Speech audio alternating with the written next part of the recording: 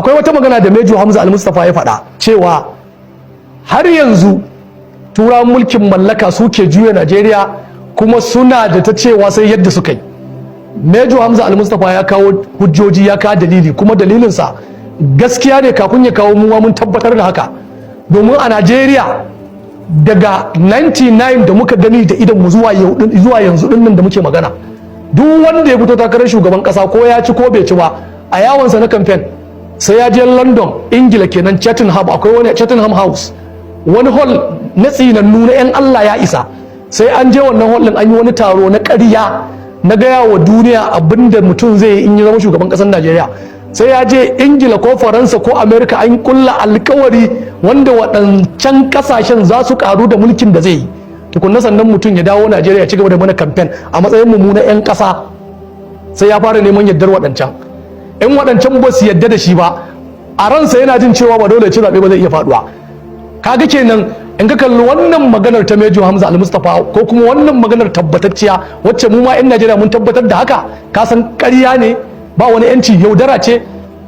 An taho ne daga mulkin mallaka na da na turawa, yanzu sai ake mulkin mallaka na gamin Gambiza. Turawan suna ci gaba da mulkin mallaka irin wanda suka yi mana a baya, sannan kuma aka hada da 'yan barandansu azzaluman 'yan siyasar waɗanda tare da su ake hadawa a mana. Turawa su ɗaibi kasansu, su ma 'yan siyasar mu azzaluman cikinsu su ɗaibi nasu kasan. Saboda haka wannan shine abin da ke faruwa. Sannan abu na gaba, idan wani ya ce a ci gaba, an samu ci gaba daga ran da aka ba da 'yanci zuwa yau, muna so in ya isa ya kawo mana ci gaba ko wasu gine-gine na musamman waɗanda aka yi, ko tattalin arziki yadda ya bunƙasa sama da yadda turawa suna nan.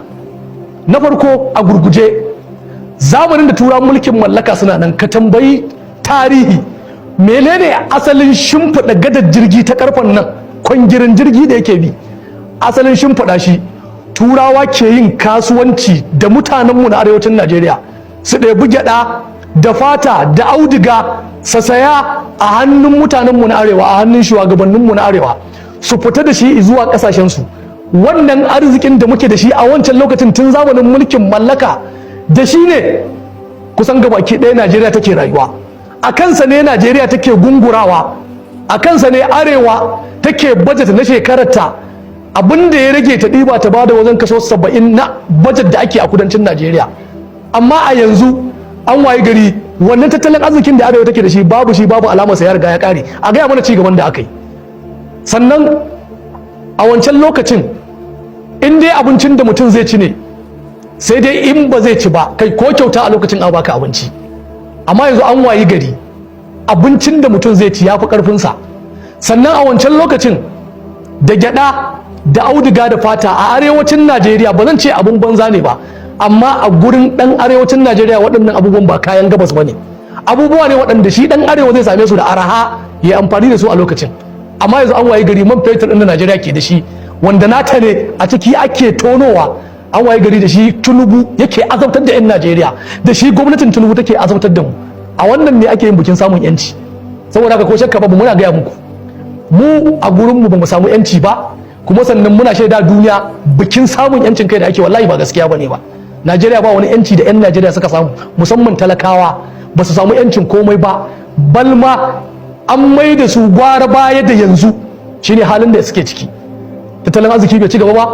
Sannan wajen ayyukan raya ƙasa na gine-gine na bunƙasa manya-manyan biranen da ake takama da su lokacin da turawan mulkin mallaka suna nan, a wancan lokacin duka manya-manyan dogwayen gine-gine da ake takama da su a birnin Lagos da sauran waɗansu birane a Najeriya waɗanda ake takama da su, idan ka kwashe waɗanda aka yi tun zamanin kafin Najeriya ta samu yanci, ne yanzu zaka ga saura ne, ragowa ne, ba su da wani nauyi, ba su da wani lissafin da in ka gani zaka ce an burge ka.